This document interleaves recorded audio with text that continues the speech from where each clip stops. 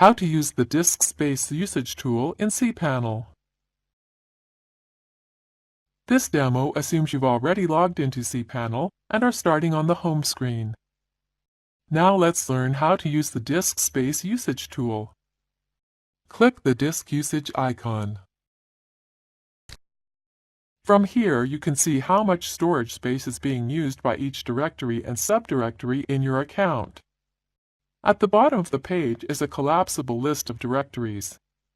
Clicking on a plus sign will expand the directory, revealing the specific files and folders within. Clicking an actual folder name